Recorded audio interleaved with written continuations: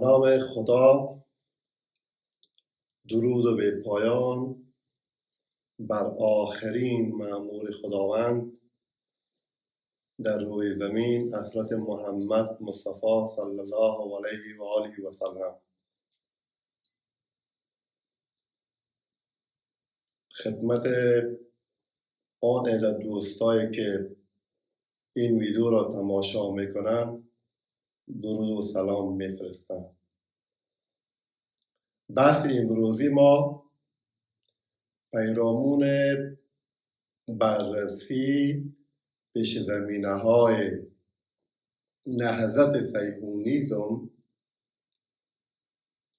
و پیامدهای آن بر منطقه به ویژه فلسطین هست. امیدوار هستم که دوستان اهل خبره از این مباحث استفاده خوبی بکنند.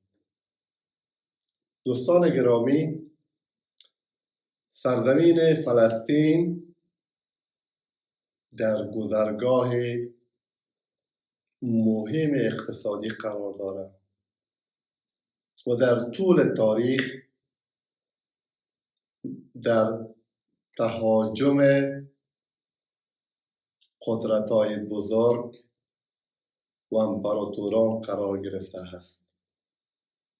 آنها همیشه تلاش می‌کردند بر فلسطین تسلط پیدا بکنند، به ویژه در مناطق بندری یعنی یافا و بیت المقدس. و با ظهور دین اسلام و تصرف فلسطین به دست مسلمانان در زمان خلیفه دوم اسلام حضرت عمر رضی الله تعالی عنه، برای چندین قرن فلسطین در امنیت کامل به سر می‌برد و از یک مسئولیت کامل برخوردار بود. و اقلیت‌های مذهبی که در فلسطین زندگی می‌کردند از حقوق مساوی با مسلمانان برخوردار بودند و با فتح قسطنطنیه در سال 1453 میلادی توسط امپراتوری عثمانی و بعداً در سال 1517 میلادی فلسطین با بخشی از قلمرو امپراتوری عثمانی درآمد و در قرن 18 میلادی عثمانی ها با چالش جدی مواجه شدند. کشورهای متعدد از جمله یونان، صربستان، یوگسلاوی، رومانی و مصر بر علیه حکومت عثمانی و با حمایت کشورهای اروپایی به ویژه بریتانیا استقلال خود را از امپراتوری عثمانی تحصیل کردند و در سال 1838 میلادی انگلیس‌ها یک قرارداد تجارتی با عثمانی ها منعقد کردند. ظاهراً یک نوع تعامل اقتصادی، ولی ماهیتاً انگلیس ها از این قرارداد اهداف دیگری را دنبال میکردند. یکی از اهدافشان این بود که از اقلیت‌های مذهبی در فلسطین به ویژه از یهودیان حمایت کنند و جای پای برای خود در فلسطین پیدا بکنند و همچنان بر کانال سوئیس کنترل و نظارت داشته باشند.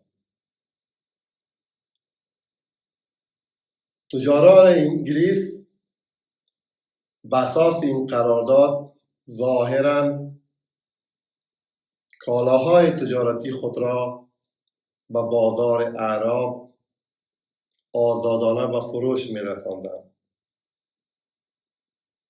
و از سوی دیگر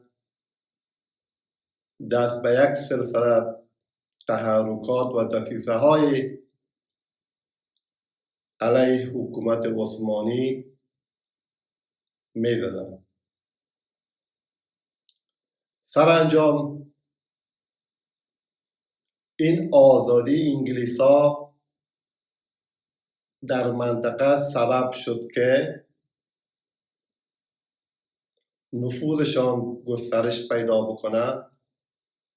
از 20,000 یهودی در فلسطین با قاطعیت حمایت کردند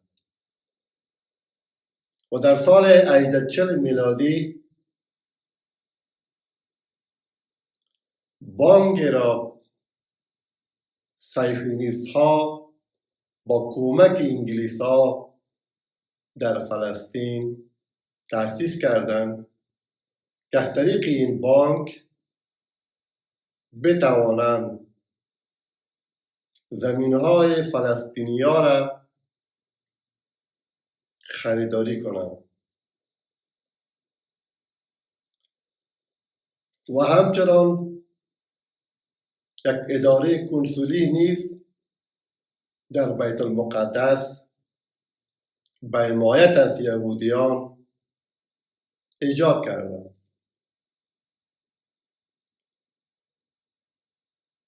مقامات اعراب به نمایندگی از حکومت عثمانی نزد امپراتور عثمانی مراجعه کردند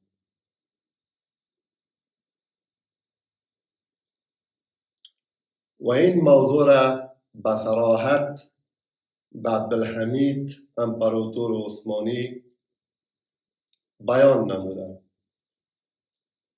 امپراتور عثمانی تلاش کرد که از سوء استفاده انگلیس‌ها جلوگیری بکنه، ولی با اخطار و هشدار انگلیس‌ها مواجه شد و سرانجام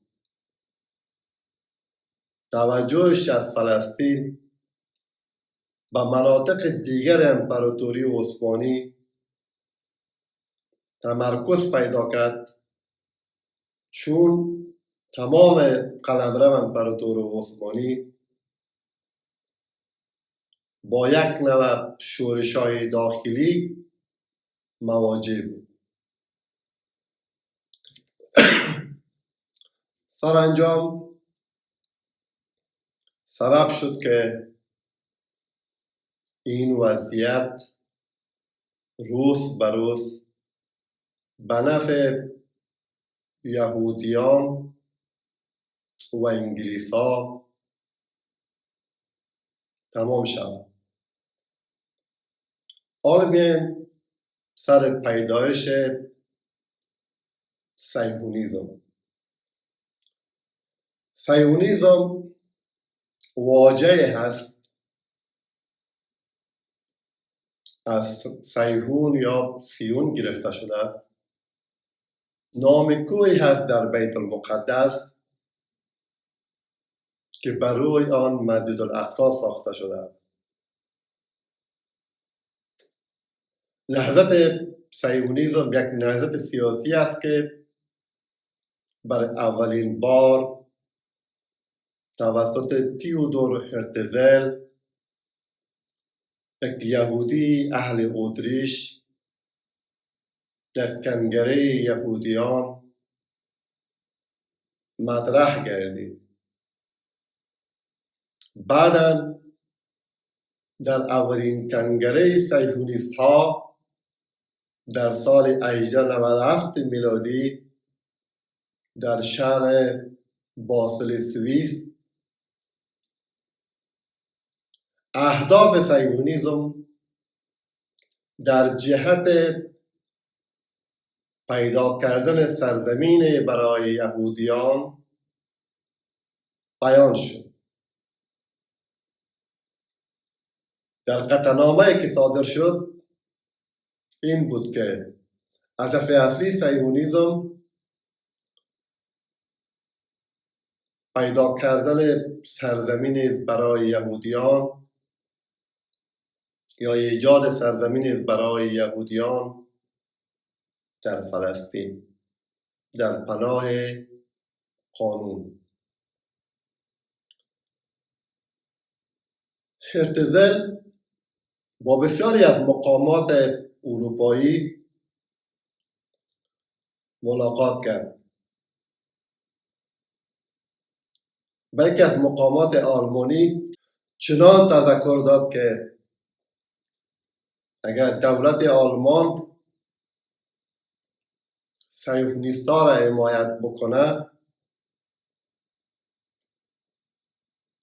ما می توانیم در دو جبهه با حکومت آلمان خدمت بکنیم. یکی در جبهه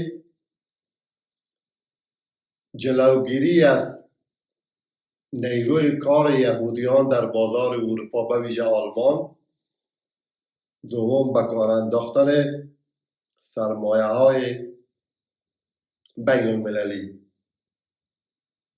بعداً هرتزل وارد استانبول شد، با امپراتور عثمانی در سال 1903 میلادی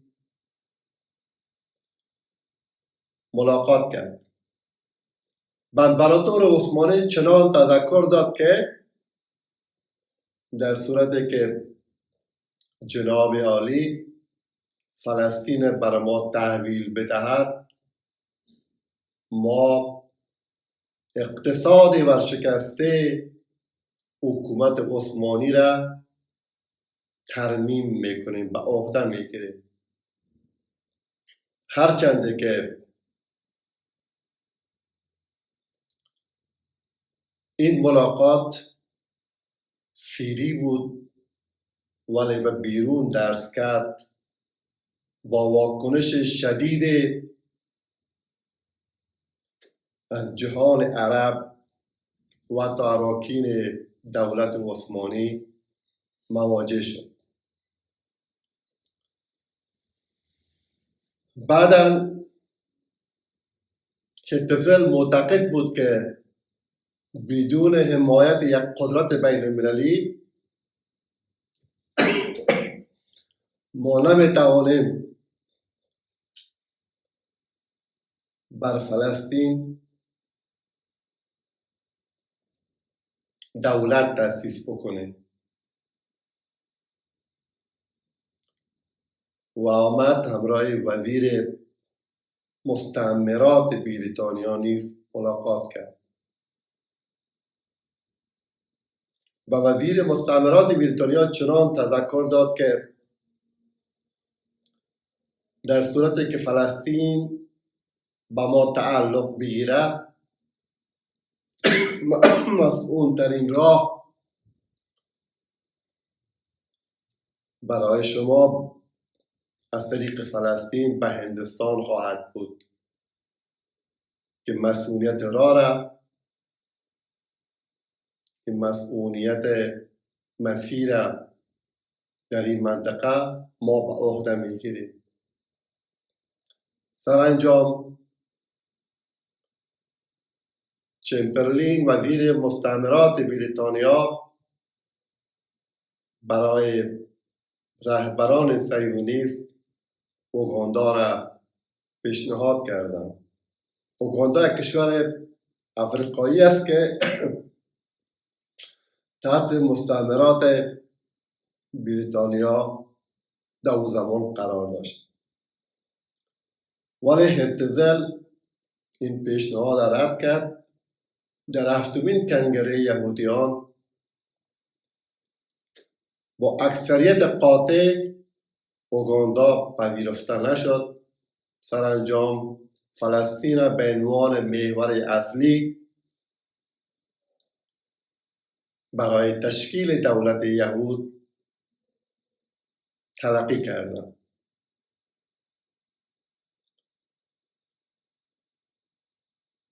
و همین سبب شد که فلسطینیا وقتی که مطمئن شدند که امپراتور عثمانی فلسطین به عنوان اولویت کارش نیست، خودشان دست به کار شدند. سازمان‌های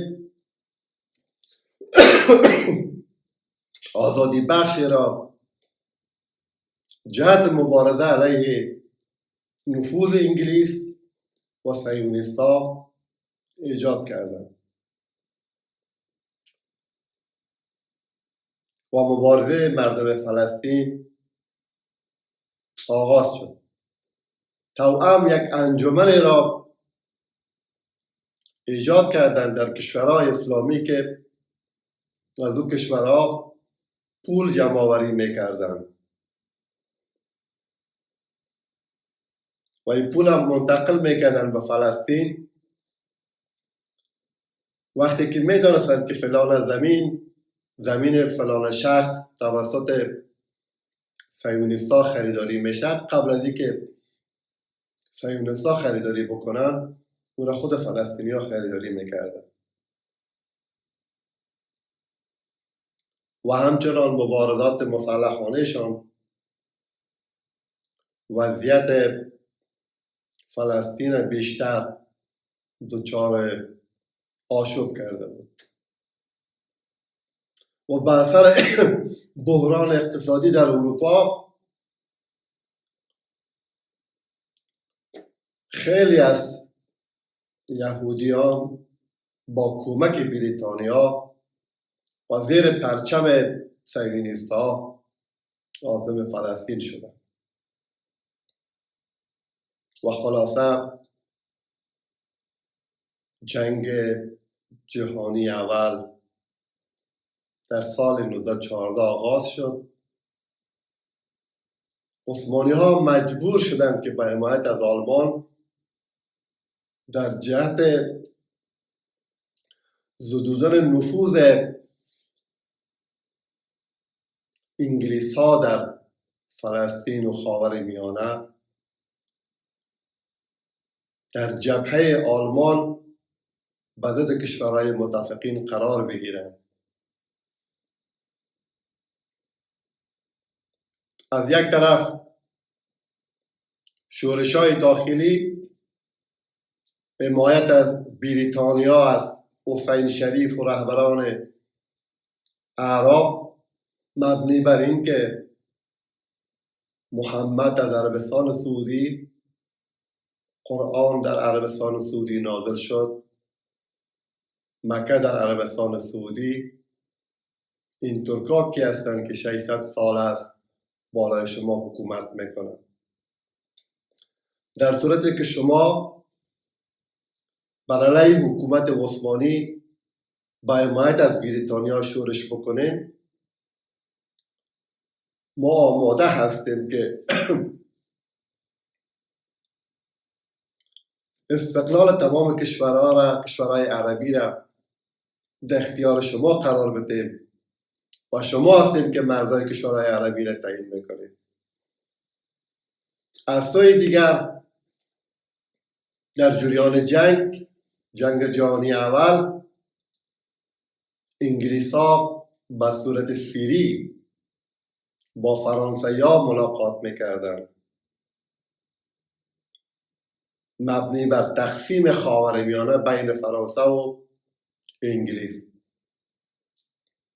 سرانجام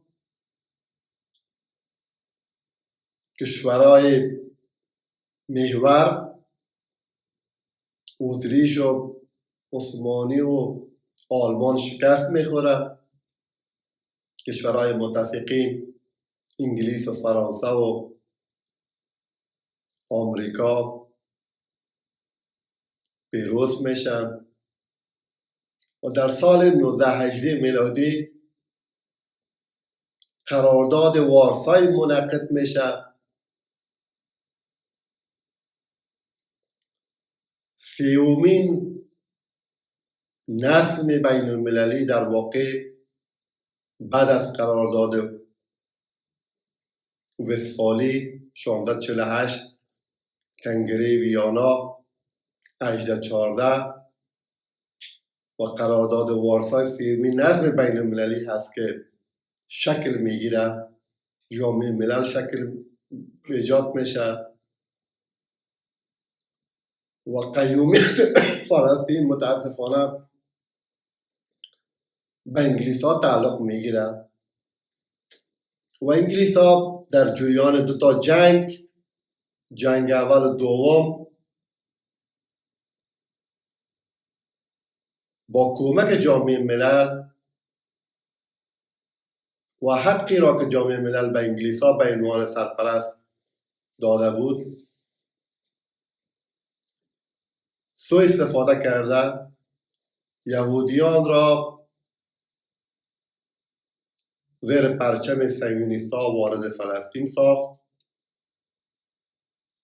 و با شروع جنگ جهانی دوم در سال 1939 و شکست کشورهای محور باز هم پیروزی متفقین، متاسفانه در سال 1947 میلادی موضوع فلسطین و اسرائیل مورد بحث قرار گرفت و سرانجام در سال 1948 اسرائیل به عنوان یک کشور